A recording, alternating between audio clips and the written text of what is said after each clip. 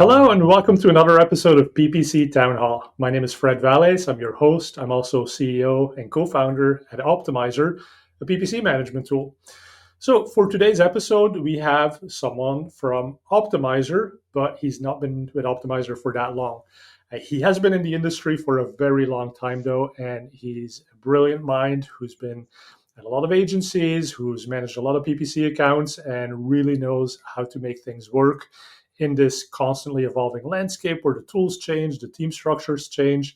And recently, of course, artificial intelligence is also stepping in and trying to do a lot of the work that we've been used to doing. So, Aaron Levy is my guest today. And with that, let's get rolling with this episode of PPC Town Hall. Aaron, welcome to the show. Good to see you. We see each other all the time, but good to see you on the podcast. I was going to say thank you for having me in apparently my own studio. It's been exciting to get to know the team and get to know the product and get to work with you a lot more. Yeah. Likewise, very happy that you ended your little break from PPC and decided to come back. And we spoke, and here we are. And one day, yes, you'll have to be in studio in person. Right now, you're remote, still on the East Coast. Yes, But yes. yeah, I mean, so you've been in the industry quite a long time. You've been on the list of the most influential PPCers. You've given keynotes at all of the events that the audience has probably been to, like SMX, HeroConf. For those people who haven't had the pleasure of meeting you, who may be newer in the industry, tell them a little bit about where you came from and how you got here. Yeah, I think like most people, I fell into the industry kind of by accident. So I've been in paid search for, oh, this hurts to say, 20 years now, 19 years, something like that.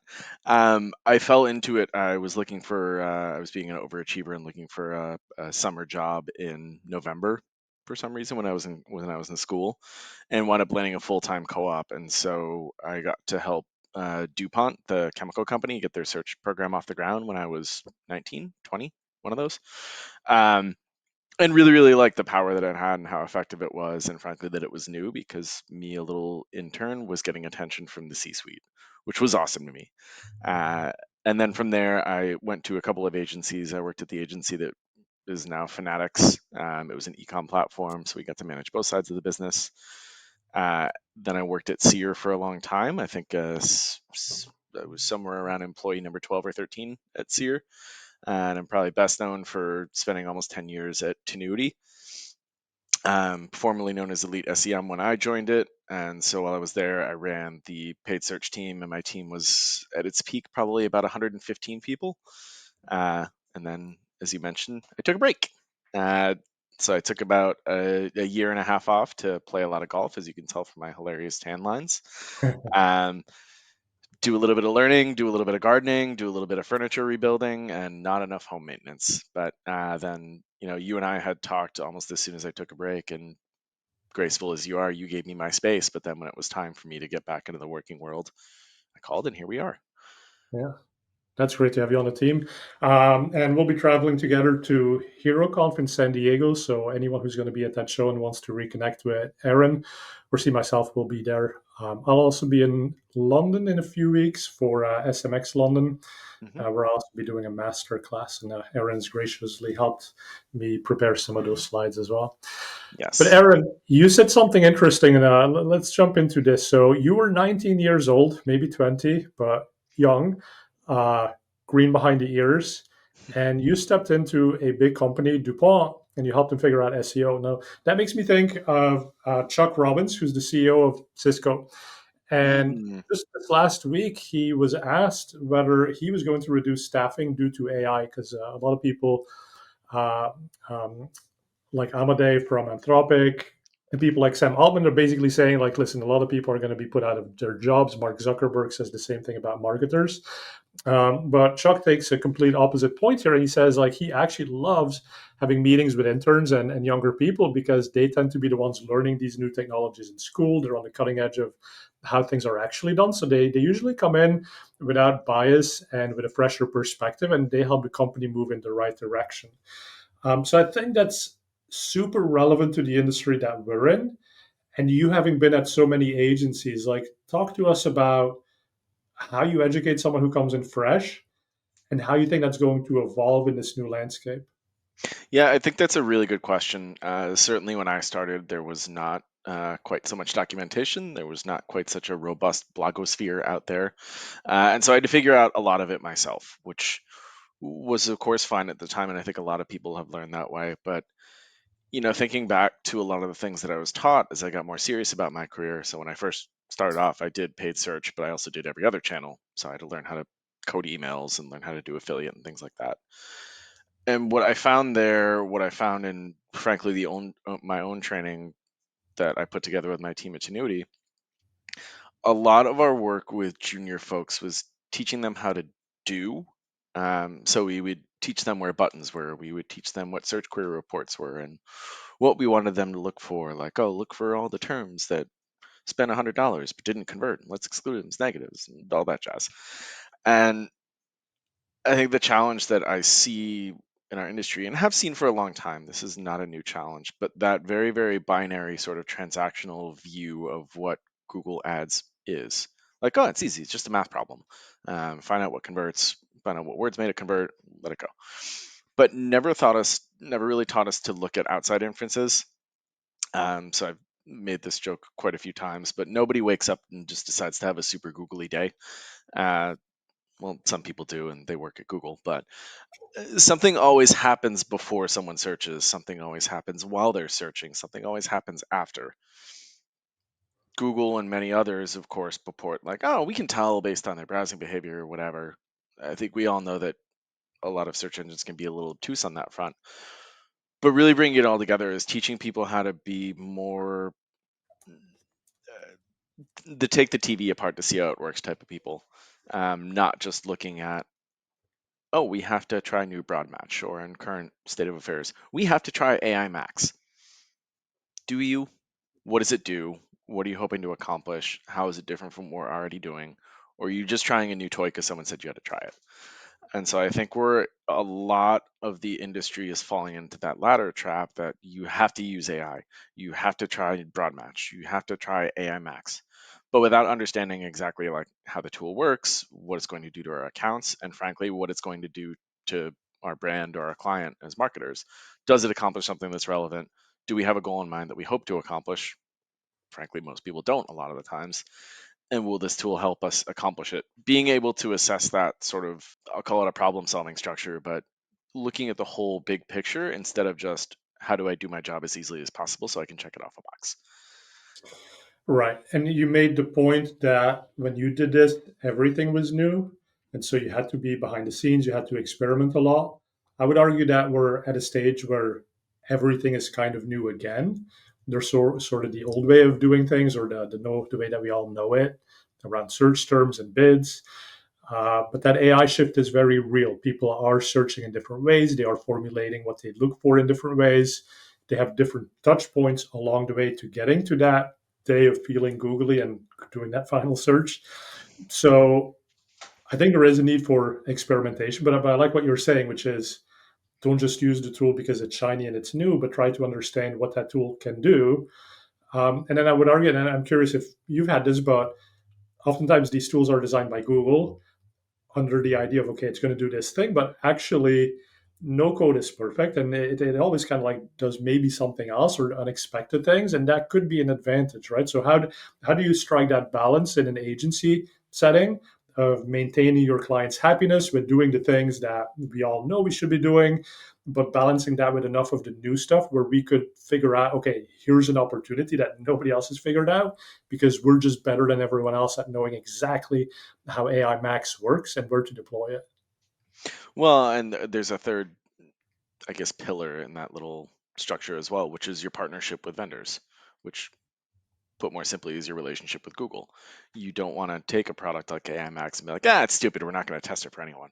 But trying to figure out how to prudently test it and test it where things are more important is, I think, the tough part. So to me, a big degree of it is gross oversimplification here, but I think the way that most people use ChatGPT for search is essentially delegating tasks to it. And so you can look at it at the same way that you might look at an outsourcing exercise or offshoring exercise, which I've been through a few attempts to do it marginal success, sometimes not so good other times. If you can't accurately describe what you're trying to accomplish, how is a tool going to accomplish it for you? You were kind enough to share a lot of the presentations you've done before, and a lot of it is about really robust prompt engineering, how to write a good prompt, how to write an effective prompt. I think prompt engineering is super important, but again, if you don't really know what you want the tool to do, how are you going to engineer a prompt for it? So yes, teaching it the semantics, like that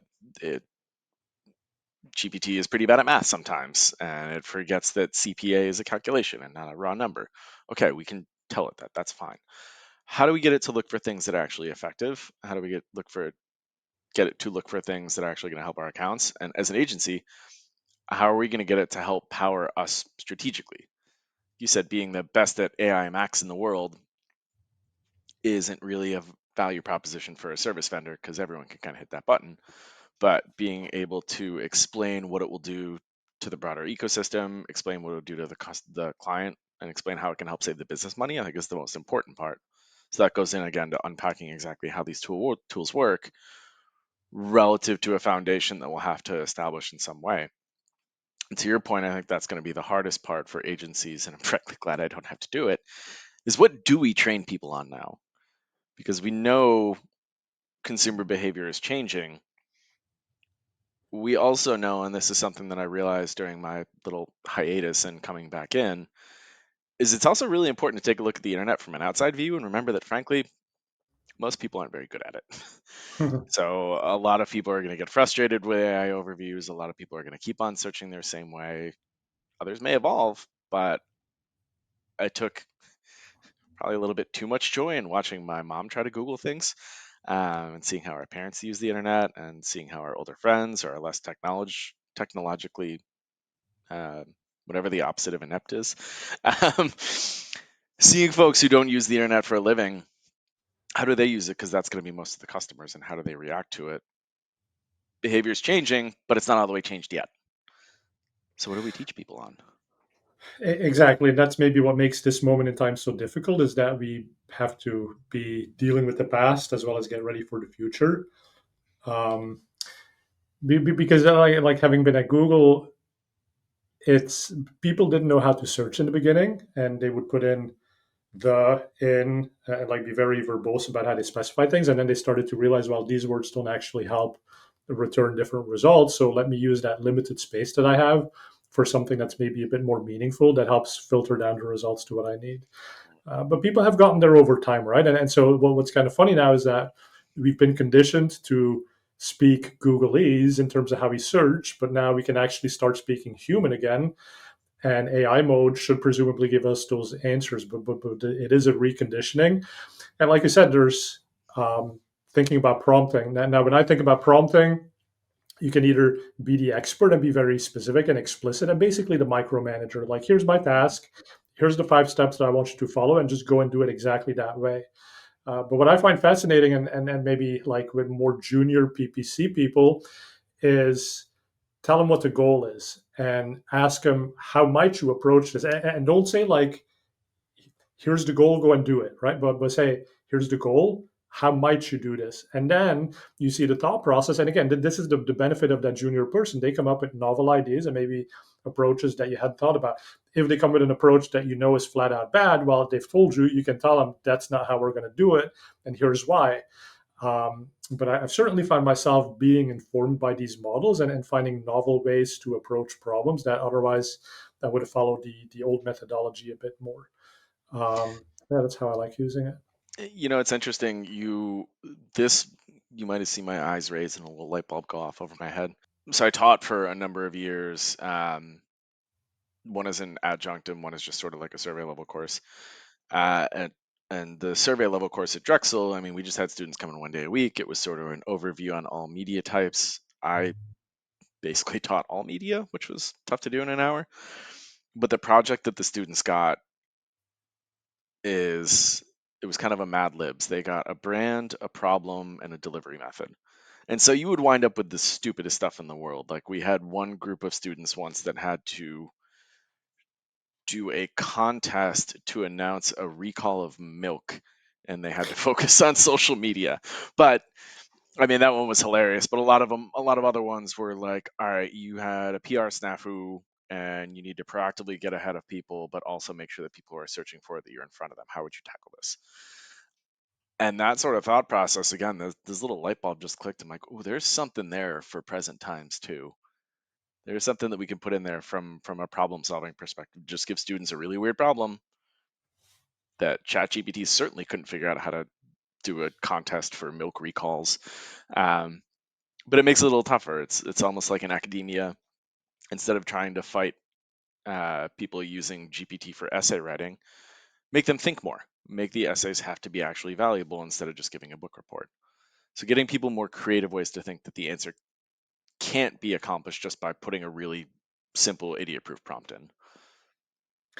Yeah, and so that makes me think about education, right? And one thing that I've really enjoyed, so in the GPT-5 live stream, the announcement of GPT-5 coming out, one of the things that was demoed was explain visually the concept of how a wing on an airplane produces lift. Ooh. And for folks who haven't seen it, it's amazing. Like it did take about 5 minutes, give or take. But GPT wrote a web page which had a visual diagram of a wing, and you could change the angle and you could change the speed of the airflow. And the little thing would show you, is this airplane now taking off or is it going down? Um, and that's so cool, right? Because if you think about the Bernoulli principle and all of these other things that make planes fly, like it's very dry. It's like formulas and it's hard to visualize. You stick your arm out of the car window, like, now I sort of get it. If you can visualize this on a web page, like, how amazing is that? And so I took that principle. I said, what if I could visualize how a Google Ads auction works? Because I mean, for 20 years, you've been explaining this too, but like, okay, well, it's ad rank and it's basically CTR and CPC, these two factors, right? So, but then how do you calculate the actual CPC that you pay? And how does the organic section come into play? And Google has these thresholds that they talk about for quality and minimum CPM. Like, how does that fit in? And so I just made a tool. It's visual. So I'll put it in the show notes, but people can play with it. And my idea is that there's a great way to explain it to your clients. They may not know the nuance of an ad auction, but if they are like, hey, Aaron, go and manage this campaign for me, but like, here's my budget. It's $10,000. You cannot go above it. And you're like, well, okay, let me show you the bids in this industry. And with that $10,000, I can only get you this many clicks. And like, look at this auction simulator. Like, what do you expect? I can't get you beyond position six. And you visualize it and you let them play with a slider. It's like, oh, okay, if I spend some more time improving my quality score, my ad starts jumping and my cost doesn't actually go up. So that's one really cool way that I've found that you can also use it for educational purposes. I really like that. And going back to agency world, you just mentioned the thing that's frankly the biggest time. I'll call it a time suck, but that's a little disrespectful to clients. The biggest time suck at agencies, the reason why we can't just automate everything and go to AI is because of clients. The biggest use of time that we had was in client services, presentations, reporting, and those are areas where, believe me, I tried when I was at Tinuiti to try and figure out a way that we could have our QBRs automatically made, and certainly GPT and Copilot can make some pretty presentations, and there's things like beautiful, but they're just spitting out book reports at this point. And that's the real hard part. And again, harkening back to academia, where I think, yes, GPT and other sorts of generative AI can do a ton of work for us. It can also just as quickly call out the imposters. It's pretty Mhm. easy to tell someone who just copy and pasted a report or a bunch of insights from something they slapped into GPT, because it will be, it's almost as if you can watch it think. And so a lot of the reports, give me 10 insights about my campaign, like, oh, my CPA went up. Why did that happen? Then a very rudimentary format would go like, oh, because CPCs went up and your CTR went down because you had less clicks and more impressions. I'm like, okay, Okay, yeah. cool, that's awesome, great to know. Now what? It's like, oh, you should get your CTR higher. Like, thank you very much. It's not good at providing insights. It's not good at providing strategy, and that's what's gonna be the biggest piece of work Well, for real time and savings. like I totally hear you on that, right? But one thing that's so I've been doing a little bit of vibe coding, I was and waiting for this. I'm so excited for you to counterpoint this. yeah, well, so in vibe coding, you basically just prompt the machine with the app that you want to build, and then the app gets built, and then you can say, okay, I don't like this section, or add more data like this here, but it's all prompt driven. Now, I've created something that's somewhat complex. It has a lot of data structures, and what I find really fascinating is that in the past, when I was developing and I got stuck on a bug, I would have to open a database, look at a table, maybe figure out how that table was related to another table, go look at that table. And then I had to open the file that was supposed to render that data, but that file would have dependencies, and I'd have to open those files. And so just the literal process of looking at these 10 different pieces of information that I needed to understand what might potentially be going wrong, you can give that to an agent, a large language model, and it very quickly opens these things in sequence. And in a matter of seconds, comes back and says, I've read it all. Here's what's going on. Now, it's not always right. It doesn't always look deeply enough. But just the fact that say it takes 5 prompts. So I spend 3 minutes doing this. That is still faster than me processing each of these files in turn, and kind of losing my place. And like, did I really look at that? Did I not? So that's where I think these LLMs maybe aren't at the stage yet, like you're describing. So they get stuck in a very like fundamental place. But if you feed them more information, that's where they can go deeper. And that's why I'm excited about Optmyzr too, because Optmyzr has all of this deep insight and deep access into your reports. You can connect it with your first party data. And so we can start pulling these things together. We can even pull context across multiple accounts that you manage for the same portfolio, the same client. And so all of that research can now happen much more quickly. So I think what you're describing is a fundamental problem right now, but I see it as an opportunity to build something that's better because the tech to do it is absolutely there. I would wholly agree with that. I mean, I do love toying around with a lot of stuff that you built and a lot of stuff you described. Not a pitch, I promise.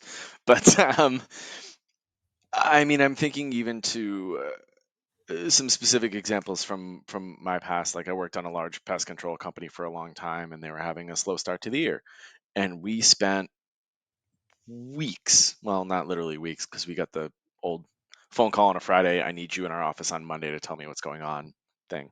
So hours and hours and hours, 48-hour weekend to try and figure everything out. 10 people, so probably 300 person hours spent working to figure out that it was rainy in the spring, so there weren't as many bugs. And so that's literally all it was that the swarms were slower. Or we had one, this has probably happened to a lot of people, a fashion brand of some kind. We're like, wait a minute, why did we just have our best day ever? Of course, we figured this out with Google Alerts or whatever. It was, oh, Mila Kunis was wearing our bag. That's why. Oh, because everyone wanted what she was wearing. And those are the sorts of inferences that I know that generative AI can solve with a little bit of coaching. I don't know that the everyday paid search person is going to get it there. So until the product is there, I don't know that it's going to be the instant time savings that folks are hoping for in agencies. Which, Right, because it sounds like you still have to come in and ask the question. And so in the case of Mila Kunis wearing your bag, it's like that is one image on social. Thank God for Google Alerts where they identified the bag probably, but if they didn't, how would you know, right? Until somebody told you. hmm The other example about the weather, like that's really interesting because that seems like could apply to a lot more scenarios. And like, listen, ever since the first day that Google Ad scripts were announced, it was all like, "Hey, bidding by weather." Like, hmm oh well, okay, there is a perfect example of why yes, that might actually matter. And that's why we support those use cases in Optmyzr. But that was interesting too is like we support you setting up weather-based conditions, but we don't necessarily tell you like what is the weather you should be looking for, what are the patterns that we're seeing. And that's where a machine learning model, it doesn't even have to be Gen AI, but machine learning can sort of point you in the right direction. it certainly could. But then, of course, what data sources do you pull from? And then what level of inference do you have to give it? So in that particular example, like weather had to be unseasonably cold for an unseasonably long period of time, which would then delay the breeding period of termites and mosquitoes. So then our budget would spike back up in a month. We didn't figure this out. Could machine learning? Could Gen AI? Probably.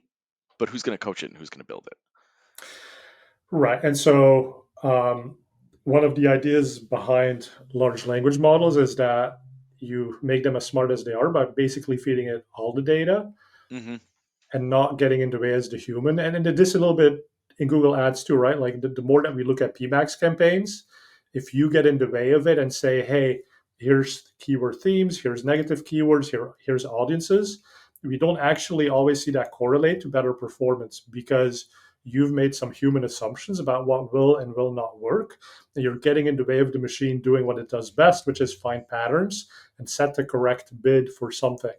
Um, and like I've always said, there's no such thing as a bad keyword. There's only such a thing as a bad bid. Right? Everything can be relevant at some level. And maybe you can't bid below a penny. So in that case, maybe it's a bad keyword, but it's still a value question. It's not necessarily a targeting question. But you having been at so many agencies, like, what if you were to start an agency today? Think about this first party data you have, sort of the world's more broad data set, like weather, economic indicators. Is that something you would build into an agency to be successful? Like, how would you think about that?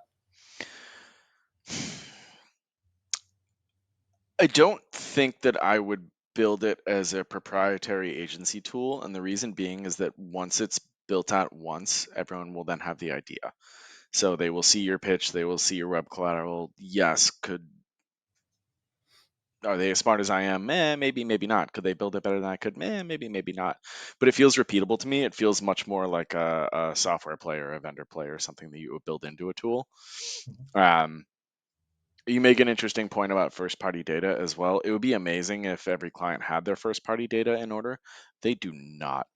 The number of people that are still operating off of post-it notes and spreadsheets and things like that, or their first party data hasn't been cleaned up in 20 years, so nothing matches and it's all backwards. And then some CMO tried to migrate to a different place and it got broken. I think if there was a place that I would invest as an agency owner, it would be in data infrastructure, because building the tool, building the software, building the LLM, I think if you're building it for yourself, things will catch up in a couple years. Like we were just talking about at the beginning, we're kind of at a crux or a nexus in terms of, I don't know, the world, if you will, that these things are just getting started and they're obviously moving very quickly. So investing all of that time and money into something that would be proprietary for me for a little while doesn't seem like a good investment.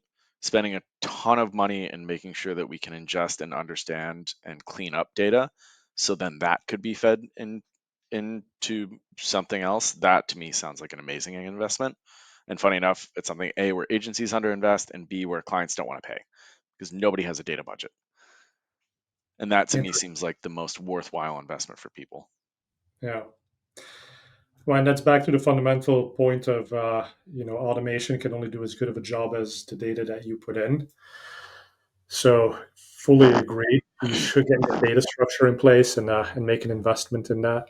I mean, how did you see at the agency, like, people handling conversion data and offline conversion imports? Were they at least decent at that, or is that a struggle and still an opportunity for agencies? um, Most clients were competent at getting it done. They could handle it. Where we would run into brick walls is making sure that the salespeople were doing it. We could connect the pipes, but we couldn't make people put them in the right place. Hmm. And so solving for the human problem was the biggest challenge. I mean, I went through this experience with a call center once where, oh, we're doing amazing. Like we have more MQLs than we've ever had this week. Our conversion rate is really high. What is happening? This is amazing, but is it? Call center was doing bonuses for the most MQLs generated. So every SQL was an MQL that month because people wanted to get their bonus. And Yeah. so it's just like, oh, okay, okay. That's the biggest challenge that I think we faced as agencies is number one, people would only tell us marketing stuff and like, no, no, no, we need to know everything. We need to know everything that's going on in the business. We need to know where all your data is. We need to know your PR schedule. We need to know your TV. So then we can use it. Then we can feed it into a proprietary tool or to, frankly, anywhere and make better decisions as opposed to just here's here's your marketing budget, go spend it. Yeah, always tough. And you mentioned too that working with clients is one of the most time consuming things, doing the reporting for them. Sometimes the client gets in their own way of success.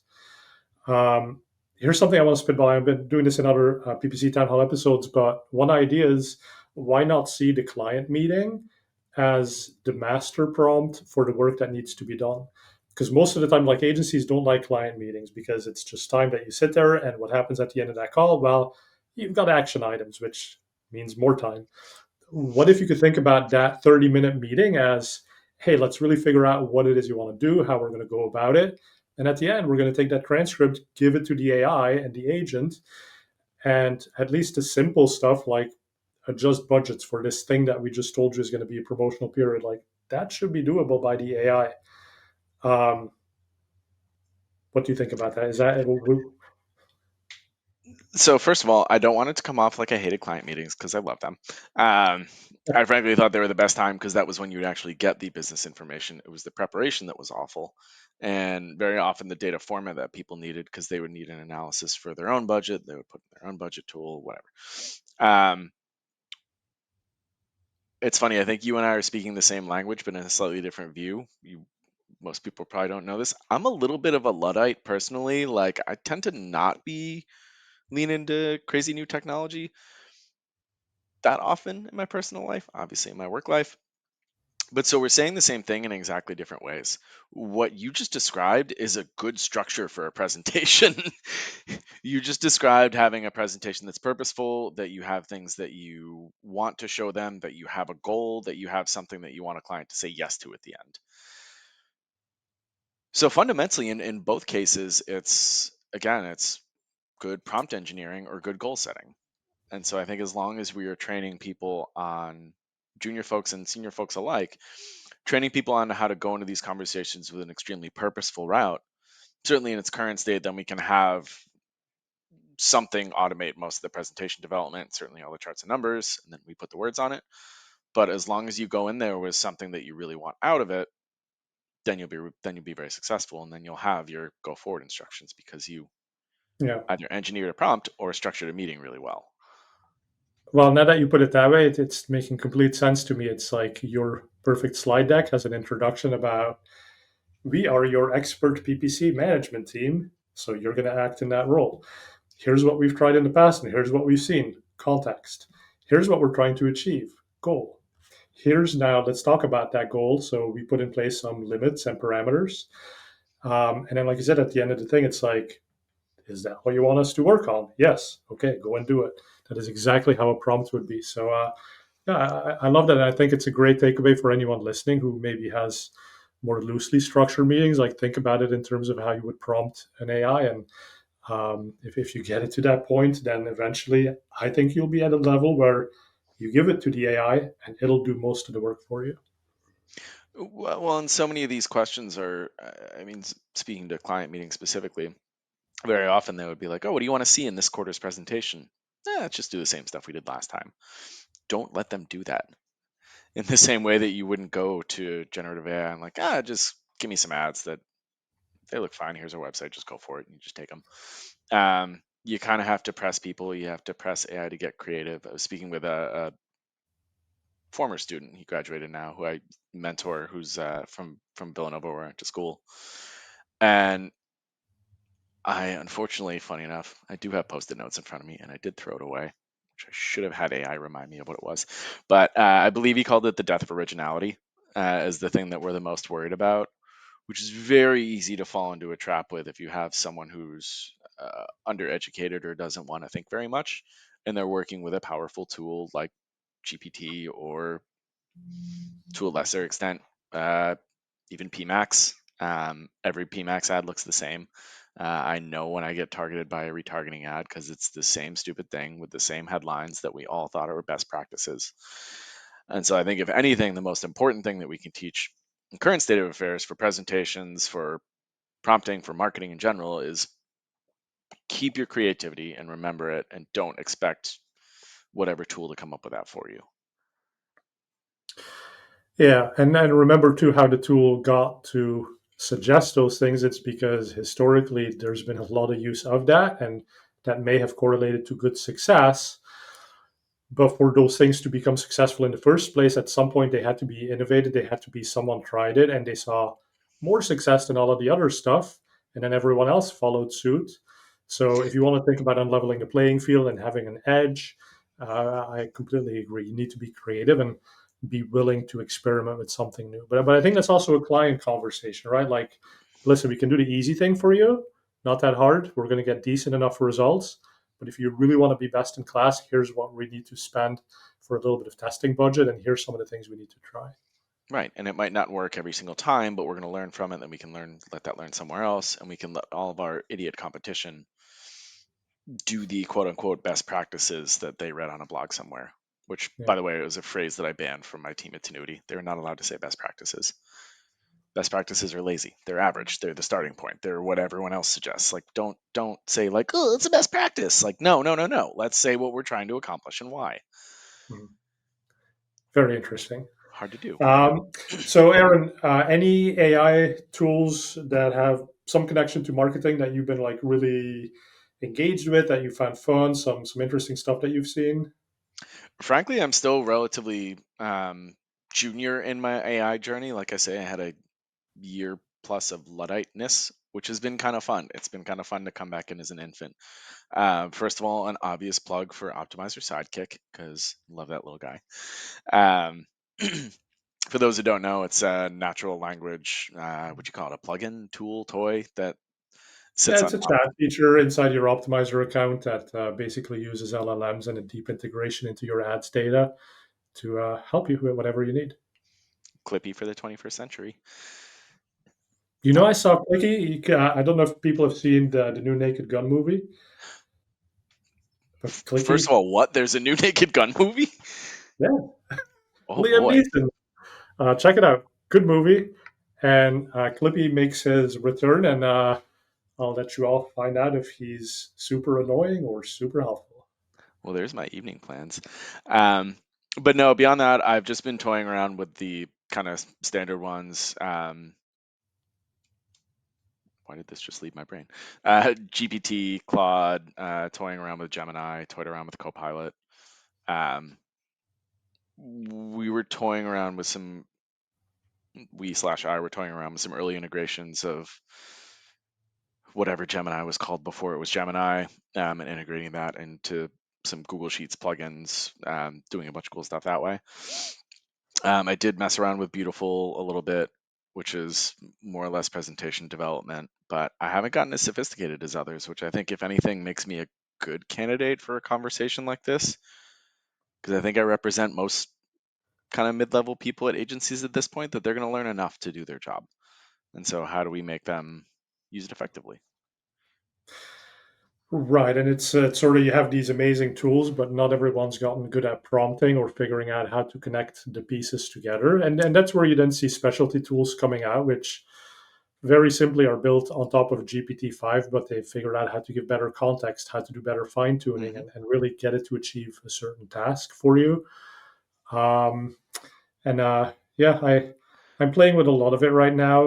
Um, Vibe coding these auction simulators. I'm coding a ghost blogger functionality so that I can write blog posts as if I'm talking to a reporter, and it asks me about my thoughts on certain topics, and then it constructs something that is much more relevant to who I am. Um, and then, of course, all the things we're doing in Optmyzr. And so, again, not too much of a plug for Optmyzr, but I'm super excited that Sidekick is actually starting to work across the whole account. So if you, as an account manager, need to go in and say, listen, I just need to make a report for my client, and I don't want to use the custom reports that are in Optmyzr, but I'm just going to click through the interface. And as I look at stuff, I'm just going to talk out loud about what I see and what I think that means. And so at the end of the session, the Optmyzr Sidekick has heard you talk about like a variety of tools, and then it compiles that and says, okay, well, let me group it. Here's some keyword stuff. Here's some budget stuff. Here's some like strategic long-term vision. And it actually spits out a narrative that's not just generically generated by the LLM, but it is actually you as the account manager and your expert opinion combined with what the data is showing. So it's just sort of that future vision that I'm very excited about, and I think is going to be hopefully very helpful to people. Well, and it's tangible. It's easy to work with, and frankly, that's a lot of the way that I've been my own, again, I'll call it AI journey has been. All right, I'm going to try something a little bit more complicated this time. I have had an idea in the back of my head for an app forever that I'm going to vibe code now because now I'm getting more comfortable with it. But just toying around with simple things and figuring out what it gets wrong. In my keynote for SMX, which was, gosh, probably over a year ago at this point, it was around this time last year, I sort of peppered in bad AI throughout, which was just single prompted, which was at the time my perception of AI, and I think a lot of people's. But now as we're getting much better and much stronger at it, and the models are getting better and learning faster, all right, now this is a toy I can play with. Now I can build an app for people to find other people to go play golf with. Don't steal it; it's mine. But It's funny too um, because you did that keynote dissing AI, and I probably did the keynote the one before at the previous SMX, like all hyping AI. So we're the yin and the yang here. But I think that's good, right? And that's why I'm happy having you in the company to sort of like bring in that agency practitioner perspective and maybe boots on the ground and like how does all of this actually play out? Because I living in Silicon Valley, I mean, I'm so surrounded by it and that vision where we think we could go, but like what's happening in most of the world. I don't know, let's bring it back to reality at some level. yeah, I'm in South Philadelphia where nothing has changed for 150 years, except my corner store is a house now. But besides that, um, no, it is. I mean, I've always tried to take that approach, especially when I was managing a really large scale team. Yes, I had my super high performers, but I didn't have to build stuff for them. They would go build their own stuff. I had to build stuff for everybody, and I had to build things with guardrails for. I had only A players, but some were A minus players. Come on, everyone has a bell curve. But so you have to make these things tangible for everybody and make them usable for everybody, including people that are not comfortable with technology, which I think makes us kind of good foils here. So, and that's kind of an enviable position, right? Like having A players and maybe a few A minus players. How do you do that as an agency? How do you get those players? Well, number one, we gave our teams a ton of freedom. And so, in turn, if there were people who required straight up direction, they would get found out quick. It would be people asking for step by step directions for doing everything. Instead, we would sort of, we would have a framework and here's a rough thought process, but you take it, you build it in your style, you build it in your own way. So I always like to say that at Tinuiti, you could look at an account and tell it was a Tinuiti account, but you could also see that it was like Alana or Jeff's account, because they would have their own style that would take off our own start point. And again, speaking to large scale agencies, clients almost always want the person who's going to be working on their business to pitch the business. So in turn, the person would get to pitch themselves just as much as we would get to pitch the company. And so that would make clients feel a lot more comfortable because then a person wasn't kind of forcing or maybe neutering their own style, because it had to fit into a company's best practices. Right. So give them autonomy. Um, Tell them what you're trying to achieve and not how to go about it. Autonomy, a lot of trust, and then you'll find that the lower level players will shake out quickly. Um, we had at Tinuiti, we had unlimited vacation. I don't think I've ever had a company where I had to count my hours. I mean, even you and I working together when we started, I was like, so what hours should I work? And you said, I don't know, whenever you need to do your work. That sort of an attitude has always been viewed as sort of laissez-faire, like, oh, how do you make sure that they're not slacking off? If anything, I think you find that out faster that way Hmm. with freedom and trust. Yeah.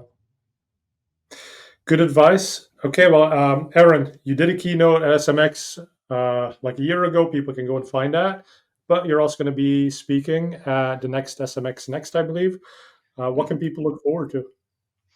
More me, more contrarian stuff. I mean, a lot of what I'm excited about and working with Optmyzr is you have a super strong team of analysts and obviously a ton of data to play with. And in the past, I certainly had that available to me, but not to this level and not to this volume. So what I'm most excited about is to start dissecting some of these things that are coming up. I'm really excited to poke into AI Max and find out if it really is something special or if it's just DSA with different buttons. Um, and trying to figure out how many of these things are incremental, how many of these things are dropping value. That's really what I'm looking for, is not new tool. People tried, tool good, but try to figure out what did the tool do? Is it doing something new, or is it just shoving food around your plate? That's the sort of stuff that I'm going to be diving into the most, because those are the questions that we get the most. Great. Okay, well, everyone sign up for that. And then if you've enjoyed PPC Town Hall, do subscribe, give it a like so that other people find it. And Aaron, with that, people can find you on LinkedIn. You're part of Optmyzr, so they can reach you there as well. Go and see Aaron and myself at the upcoming conferences. But with that, we'll wrap it up here. Thanks for watching, and we'll see you for the next one. Thanks, boss.